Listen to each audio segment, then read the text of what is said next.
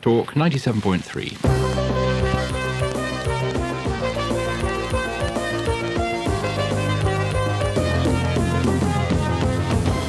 LBC Newstalk Breakfast. Good morning, I'm Richard Dallyn. And I'm Stephen Fry. Good morning. How healthy is your diet? Do you stuff yourself daily with such goodies as burgers, chips and beer? Do fresh fruit, brown bread and fibre come well down your list of favourites? A new survey suggests that's true for most of us. 2 out of 3 Britons, it said, are eating themselves to death with an unhealthy diet. How can we be persuaded to change? Perhaps it is we're heartily sick of hearing about the likes of decaffeinated coffee, low-fat margarine and so on.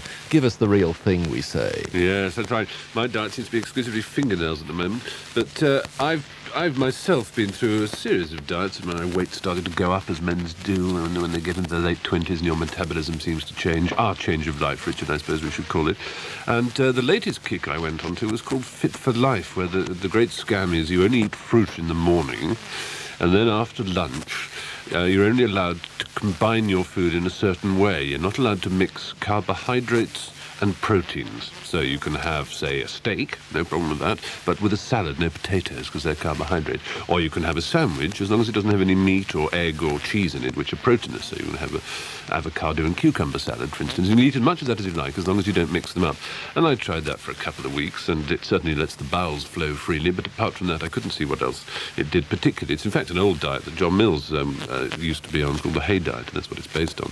But I think what people forget with all these kicks on food and fibre and fruit and so on is that, unfortunately, these are really middle-class things. If you go into a supermarket, you will see that it's only your Guardian and Independent reader, your Times and Telegraph reader too, who buy the brown bread and the roughage, who look for the organic vegetables, partly because they're more expensive and partly because these people are better educated as to what good health is really about. And there was a time when the Blessed Curry was in charge of food before the great egg business, when she would make well-meaning speeches to those in the north of England, trying to persuade them that their white bread was bad for them and so on. And the message just clearly hasn't got through. Most men in this country are overweight, they drink too much, and are likely to die earlier than their European counterparts. We have the highest rate of heart disease in this country. And yet you can turn to the magazine GQ this month, for instance, which has a long article by a doctor about the anti-cholesterol backlash in America. It now seems that the whole cholesterol scam was arranged by drug companies who had come up with very good cholesterol-dissolving agents. And the thing was actually made up in the first place, and that cholesterol itself is not that dangerous. Well, of course, we all know that we would die without cholesterol. It's necessary. Fat is extremely necessary, and over low-fat diets can cause us immense damage. And in this miasma and whirlwind of ignorance, we petty men are caught in the middle, not knowing what we should eat or how. I suppose in the end, all one can do is take a doctor's advice and say moderation and everything. But I tend to side with Oscar Wilde and say that nothing succeeds like excess. Tell us what you think. 071 973 9733. Now, Mr. Gould, I live in a fairly sort of high poll tax area, Islington, not the highest, and I'm, willing to stump up. But a lot of people in some of those high-spending, as the Tories call them, Labour authorities, are undoubtedly rather glad that their poll tax is being capped. And would you or the party support the budgets of Labour local authorities, no matter how high they were? No, of course not. And indeed, we looked very closely at 1 or 2 budgets in conjunction with our local authority colleagues before the bills were set, before the budgets were set, to make sure that they weren't high. But I think, while I understand why people naturally enough would welcome slightly reduced bills, there'll be many people in other parts of the country, and indeed in other London boroughs, who say, well, why weren't our bills reduced? They were almost equally high, and in some cases very much higher. And the reason, of course, they weren't charge capped was that they were not Labour-controlled authorities, and that's, of course, the basis of the case that's before the High Court today. The problem is that even in those boroughs where the poll tax has been capped, and if that were to be the case and the courts were to endorse that, then it's not particularly good news even there for the poll taxpayers, because they still have very high bills left to pay. But they, in addition, of course, have this very serious blow to their services, on which so many people quite rightly place a lot of value. Do you think people would prefer to pay the rates, which they might do if you came back to power? Well, we're certainly wanting to replace the poll tax with what we describe as a modernised and fairer system of rates. And I think many people will understand that that's going to be a much fairer and much more workable system. Would everybody have to pay in the same way as the community charge, is levied on everybody? No, we wouldn't want everybody to pay. I mean, these are all details which we have yet to announce, so I'm very happy to cooperate with you. I'm not going to reveal all the details at this point, but the principle would be that many people at the bottom end of the income scale, particularly single people, pensioners, those on very low incomes, would be required to pay little or nothing. Have you any indication, Mr. Gore, which way today's judgment might go? I think it's very, very difficult to say. I mean, as it happens, I'm a lawyer myself, but speaking really as a layman, I think many people would understand that a list which included not a single Tory authority, when there are many Tory authorities which charge higher bills than Labour authorities, that there's something wrong with that list. But it's and is that the onus of the complaint, that it is that's right. Against natural justice, as it were? It's unreasonable. That's right, that it's unreasonable because it was very, very selective. It used criteria which were very carefully picked out so as to catch only Labour authorities. The problem is that while you can easily say that, and almost everybody would agree with that as a matter of common sense, it doesn't necessarily follow that that's the legal position, because what Mr. Patton had to do was comply with the legal powers that he'd given himself in his own legislation. So unless he was particularly incompetent, he should get away with it, and that's the problem that the Labour authorities face. Brian Gould, thank you for joining us, Labour's environment spokesman, and in about a quarter of an hour from now, Stephen and I will be joined by Dick Tracy, not of the film kind, but of the Conservative spokesman on local government and matters in London. That'll be a little later. Co-sponsored by LBC Newstalk 97.3. And this is LBC Newstalk Breakfast with me, Stephen Fry, and with Richard Dallyn. And the time is, well, as French philosopher Henri Bergson pointed out, it's a non-linear, internal and ontologically existential concept, so I won't belabour you with it now.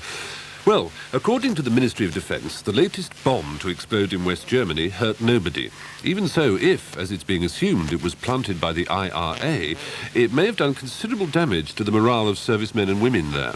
Increasingly, the IRA seems keen to give the impression that it can strike almost at will, even if its targets are, and to use that chilling word, soft. But is the move away from high-risk strikes at the heart of the British government, like the bombing of the Grand Hotel in Brighton, to smaller-scale attacks, a deliberate one? And if so, is it effective? Joining us on the line now is fellow Telegraph hack Robert Fox. He's the defence correspondent.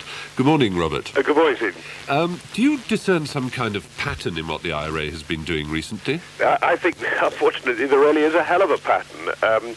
In this country, in the UK, we're getting regular attacks every weekend, and as you say, by and large they're against soft targets, much the same. Not that we're getting the weekend timing pattern, but we're getting attacks at soft targets and opportunity targets, another ghastly expression, in both Holland and Germany, as we had with the unfortunate murder of the two Australian tourists, and then the murder of the Royal Artillery Major, which really was pure chance and pure accident that unfortunate couple happened to be walking back from a party at that moment.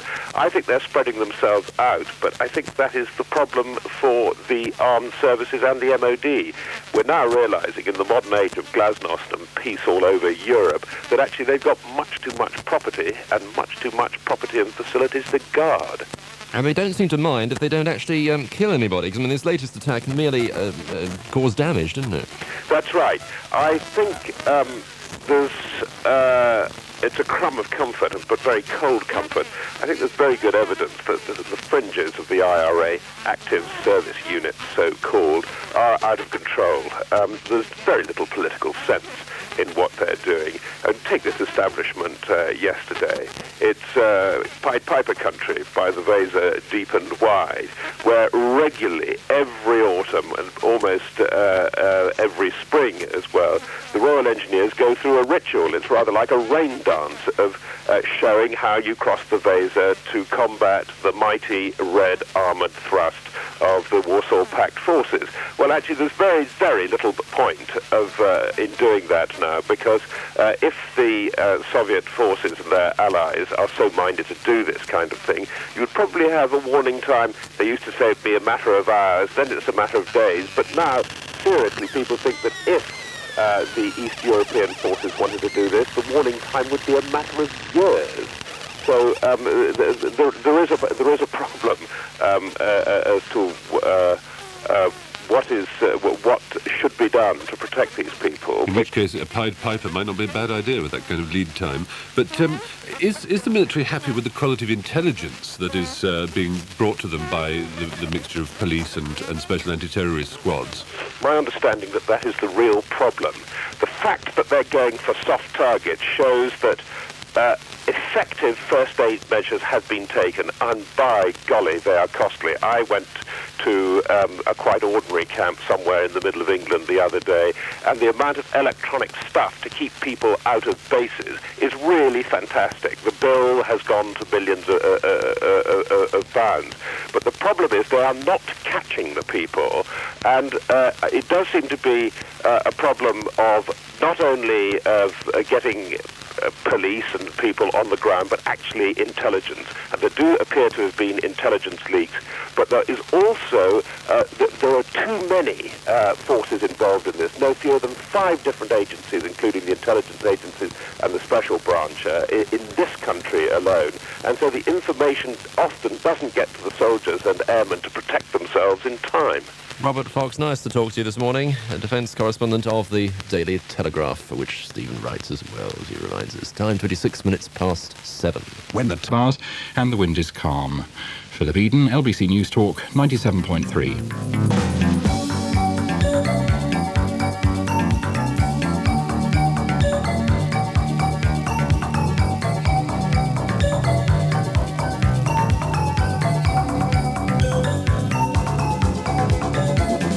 LBC Newstalk Breakfast, Stephen Fry. I'm Richard Dallyn. Yes, good morning. As we heard a short time ago from the Shadow Environment spokesman, Brian Gould, judgment is expected today in the case of the 21 poll tax-capped local authorities versus Her Majesty's Secretary of State for the Environment, Chris Patten. There have been allegations that if the councils are capped, it'll cause not only financial chaos, but hardship and misery for many residents of the boroughs concerned. Joining me now to answer these allegations is Richard Tracy, MP for Surbiton, the Conservatives' campaign coordinator for London. Welcome, Mr. Tracy. Good morning. Brian Gould was asserting that the budgets that have been arranged by the local authorities who you are trying to cap have already gone underway, and that if the cappings are upheld, there will be chaos. Well, quite honestly, that's always been the line of the Labour Party in the previous times when the old rates were capped in overspending boroughs. There is absolutely no substance in that sort of allegation to frighten people by saying that old people's meals on wheels, old people's homes, swimming baths, schools, etc. would close is nonsense. The fact is that many of these Labour boroughs, I suspect, set far higher community charges than they need to. The Association of London Authorities, the Labour body, had told them that they should set the community charges as high as they could get away with, or they haven't got away with it. And the fact is, as the Audit Commission were saying just yesterday, there are £600 million of savings that could be made in local authority simply through greater efficiency. What do you call efficiency? Well, of course, the sort of services which are capable of going out to tender are main areas that could be looked at. I mean, there are boroughs in London that have put out a dozen services to tender. There are others that have saved millions of pounds over time. I mean, like Wandsworth is one classic example always quoted. They've saved £50 million ongoing from savings in services by putting them out to tender. But it isn't only that. I mean, some of these boroughs, these Labour boroughs, are unbelievably inefficient in putting in for government grants that are available. There was one case a couple of years ago where a borough lost £8 million by putting a late grant application in. There is excessive bureaucracy in so many of them. And interestingly enough, as soon as Chris Patten announced the capping, one of the Labour boroughs, Camden, immediately accepted his figure. So it just shows that there really is scope for the sort of efficiencies that he's calling for. But doesn't charge capping go against the principle of the community charge or poll tax, that it should be local accountability? I mean, this is rule from Whitehall, isn't it? Well, that is a perfectly arguable point. I mean, I think that that the general principle of what you're saying is absolutely right, that the public themselves should have been able to decide in the local elections. Vote the people out if they didn't like That's them. right, but you see, some of these boroughs really did go miles over the top. And the other thing is that some of them were not even sending out bills until a day or two before the election. So there was no real means. Would you support Mrs. Thatcher's line and a further charge capping if necessary, or do you think Chris Patten's got it right, that perhaps the poll tax in itself will take care of problems? Well, I think that point needs to be looked at in the review that is going on. I'm sure they are looking at that. I'm not personally privy to the review. But as a London MP, I wonder what your view was. Well, I've said to you that I think that the principle of what you're saying is absolutely right, but some of these Labour boroughs really do go miles over the top. But how can you say that when you as a spending. government have had to spend £3 billion on making the poll tax itself more palatable to the British public? How can you accuse a local authority of inefficiency with such massive inefficiency of your own?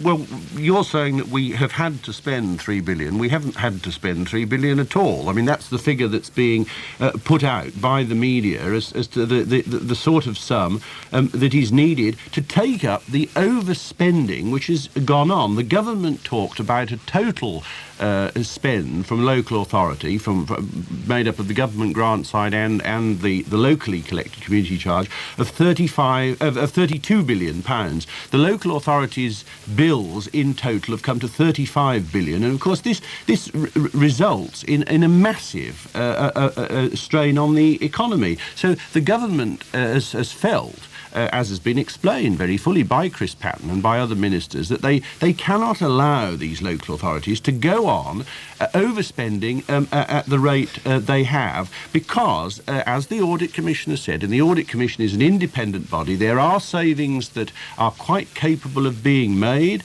Conservative boroughs make them. As we said in the election, Conservative councils cost you less, and it is very clear that there are methods of keeping these costs down and of protecting the charge payers in these council areas. Dick Tracy, thank you for joining us, the Conservatives campaign coordinator for London. The vendor will guarantee that the vendor's guarantor... system generally. Well, extraordinary. And what happens on the Fridays? If it's backbenchers and they're early, is this just a great scam to get themselves off to the weekends early? Is that what it's all about? Well, that's right. I mean, it used to be dubbed Poets' Day because they all pushed off early. Tomorrow's Saturday. Not pushed off when I heard it, I must say. Well, they're very polite in the House of Commons sometimes, Oh, you know. yeah. But, yes, a lot of MPs do, in fact, go home on Thursdays. They've got to get back to their constituencies, and the time of sitting in the House of Commons was designed when they used to have to get back by stagecoach, no doubt, so they all had to leave the day before. So Fridays is traditionally a quiet day. MPs do tend to get back to their constituencies, sort out their post and all the rest of it, so there aren't that many of them there. So that is why it's left to backbenchers on most occasions. Occasionally the government is forced to use Fridays for legislation, but on most occasions it's used for backbenchers to decide exactly what they want to talk about. We'll leave you to them. That's Peter Murphy, Westminster. Oh dear, oh dear. Is moving in a slow clockwise direction round about junction 10 of the clock face, coming up to round about junction 8. That's clockwise. Just a warning there for those who are travelling by time today. Now, soccer, I'm afraid, but an interesting sidelight on soccer. David didn't quite knock out Goliath in yesterday's World Cup game between the United States and Italy, but losing 1-0 to the much-favoured Italians is regarded as a very good show by the inexperienced Americans.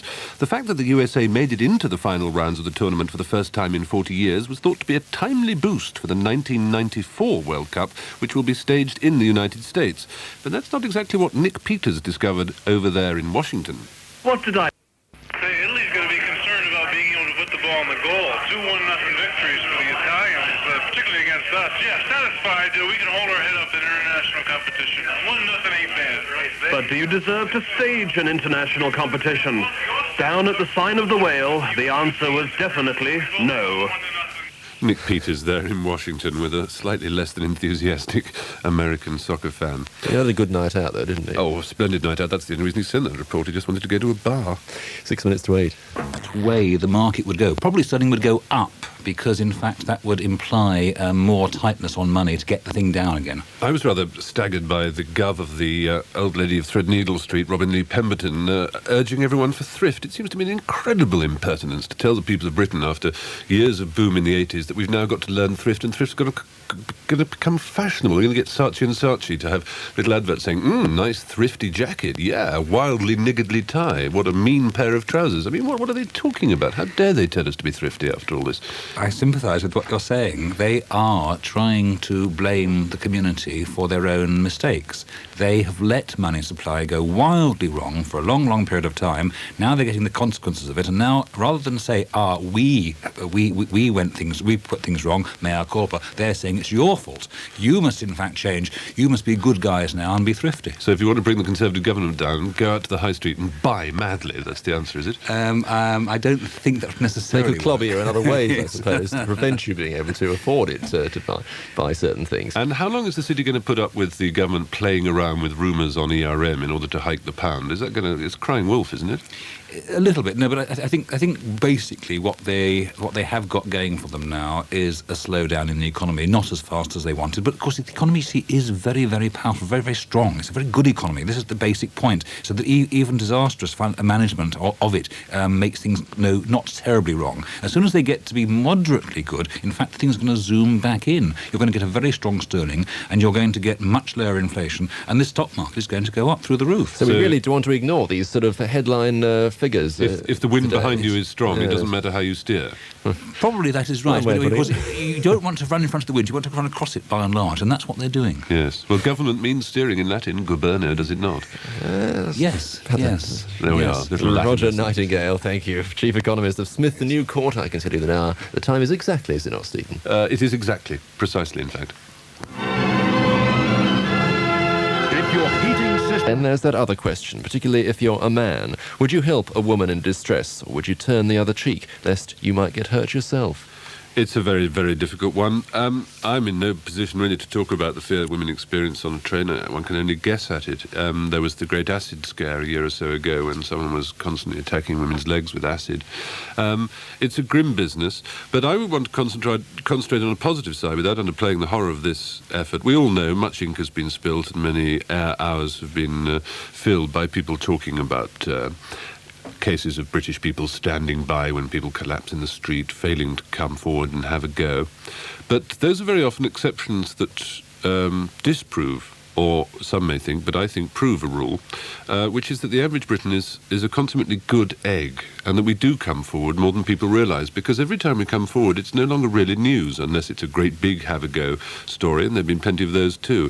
I was on a tube once with a friend, and I was idly reading the advertisements, as you do, or the peculiar poems that they shove up there for our edification, and this friend of mine suddenly shouted at the top of his voice, "If you lay one finger on that woman again, I will take you to the nearest police station." And I turned round, and there was a man blushing scarlet, and there was a woman gasping and looking very uncomfortable. And it turned out I had missed an incident of an unpleasant and impertinent piece of fondling, but my friend had seen it and immediately stepped into action. That, of course, would never make the newspapers. The great, late Dr. Sir Pelham Grenville Woodhouse, P.G. Woodhouse, when he lived in London and wrote letters, he had an office where he worked in the mornings, and he used to answer his letters, stamp them, put the address on, and throw them out of the window. Because he claimed that the average Englishman was so thoroughly decent and law-abiding and sensible that if they saw a stamped addressed envelope lying on a pavement, they would do nothing but pick it up and post it in the nearest postbox. And he claimed, years of doing this, he never lost a single letter. None went astray. They were all posted. And it is my firm belief that despite these occasionally horrible stories, that if you bung a brick in the middle of a London street, the chances are it will hit the head of a good bloke or a good woman. That we are actually much kinder, much more decent than occasionally we give ourselves credit for. Whenever I've been in trouble on a motorbike or in a car with the roof up, people have come forward and been friendly. I've not been in a position of where I've been being beaten up and people haven't come forward. It's harder to estimate there. But I do believe that while some kind of vigilance is important, that we should not congratulate ourselves, but we should realise that we are, generally speaking, a friendly and decent country. Are you a good Samaritan, or do you walk by on the other side? Ring us now, say what you think. 071 973 9733.